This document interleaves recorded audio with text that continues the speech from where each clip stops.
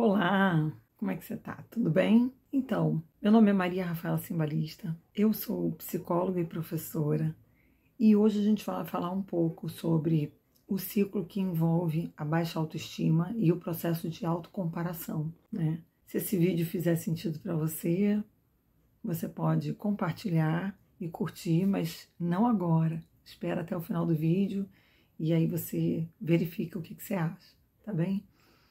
Eu vou começar esse vídeo com uma história para tentar ilustrar um pouco mais esse processo.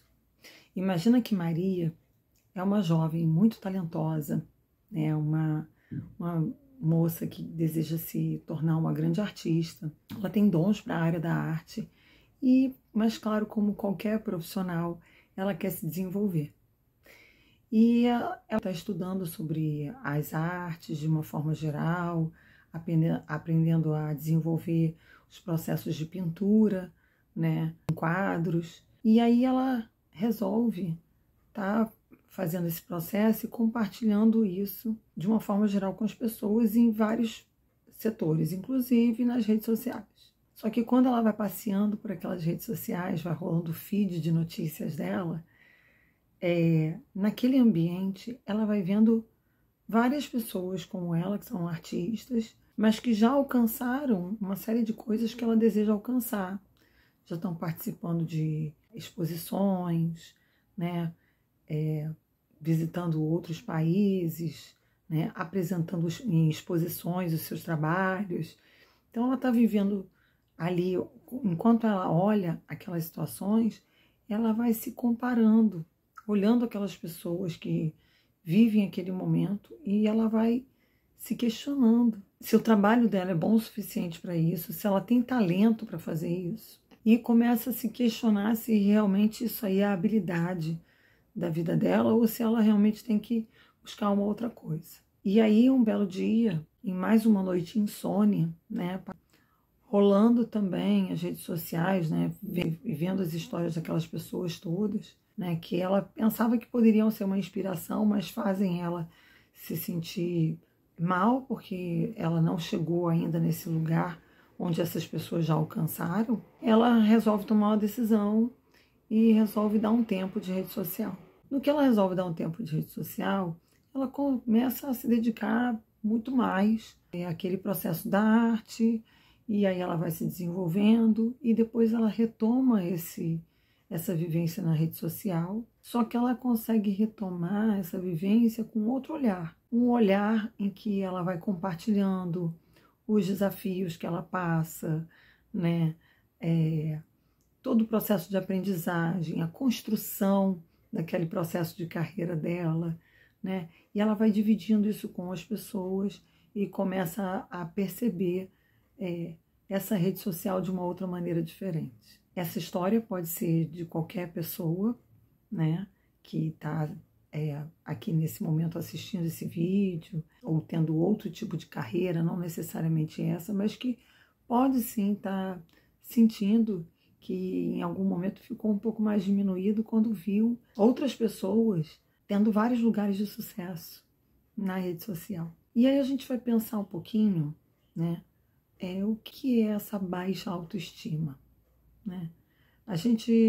A baixa autoestima, ela é uma percepção negativa que a pessoa tem de si, né? A pessoa, ela se sente muito insegura, insatisfeita, muitas vezes com a autoimagem dela, tanto de características físicas como habilidades, né? Tanto para executar uma série de coisas, como habilidades intelectuais, né? Nessa questão também as capacidades dela, na verdade, ela duvida que ela tem essas habilidades. Então, isso é o que envolve a autoestima baixa, né? A pessoa não tem, na realidade, uma consciência de todas as qualidades que ela tem e todo o potencial dela para ela poder se desenvolver em qualquer área. E aí o que acontece? Quando a gente tem um processo de comparação social, esse processo de comparação social ele pode acabar reforçando esse processo da autoestima baixa. Então, o processo de comparação social ele acontece porque o ser humano é um ser social. E aí, naturalmente, como nós somos seres sociais, nós compartilhamos hábitos, nós compartilhamos a nossa cultura e desenvolvemos também os nossos processos de aprendizagem a partir dessa comparação. Então, tem processos primordiais, como, por exemplo, a modelagem, que vão acontecer dentro desse processo de observação, né, do outro, e aí eu vou aprendendo como me aprimorar. Então, a modelagem, por exemplo, ela é um processo que ela vai acontecer com o bebê.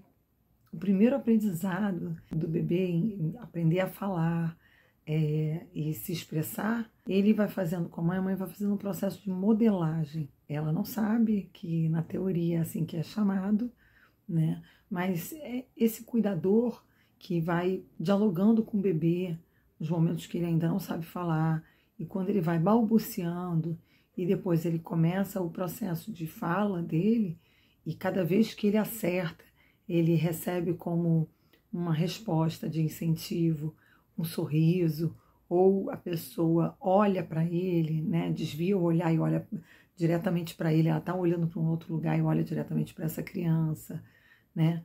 Ou a criança chama pela pessoa e a pessoa responde. Tudo isso são respostas que o bebê tem, que ele vai compreendendo que ele está acertando.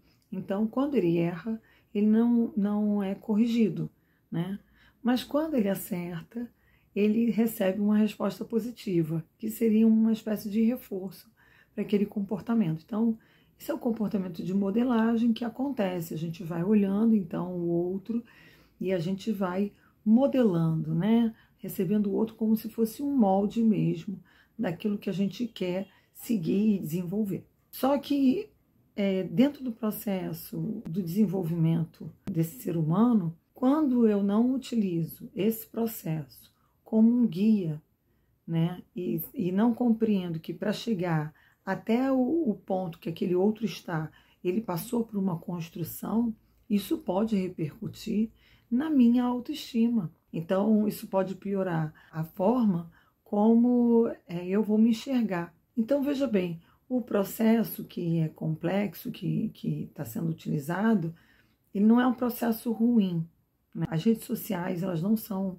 um lugar que não é legal, ao contrário, né? E o processo de comparação, ele também precisa ser usado de um modo diferente. Então, é a maneira como a gente está usando, né, ou fazendo uso daquilo ali, que na realidade não está adequado para o desenvolvimento. Então, por exemplo, né, dentro da rede social, eu posso utilizar a rede social para me conectar com os meus amigos, etc., e posso compartilhar também os meus processos, né?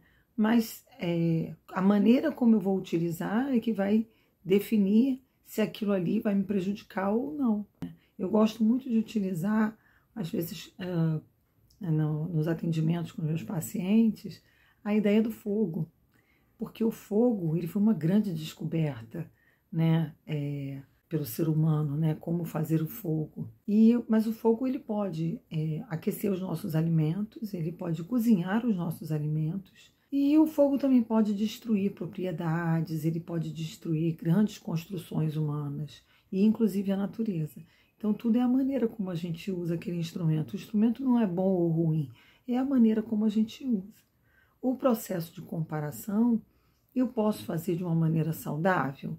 Posso, mas não com o outro. Eu me comparar com o meu mesmo. Então, por exemplo, se há um ano atrás eu tinha uma questão, eu estou treinando uma habilidade nova, como que eu estava há um ano atrás e como eu estou agora em relação ao que eu fazia e em relação a essa habilidade.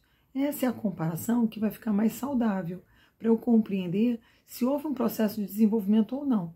E se não houve, a gente corrige a rota e a gente pode melhorar esse processo. E aí o que acontece? Quando a gente tem esse processo de comparação, né, na autoestima, essa comparação feita dessa forma equivocada, olhando a vida do outro, vendo o outro que já teve sucesso, né, e eu vendo que eu ainda estou às vezes num processo primário de desenvolvimento, ou que eu vou ter que seguir por outros caminhos diferentes para poder fazer, isso pode criar um ciclo de baixa autoestima, porque vai reforçando a minha insatisfação, as minhas frustrações, a minha valorização pessoal, que ela pode cair muito por conta dessa situação, porque eu não consigo enxergar valor naquilo que eu faço, né?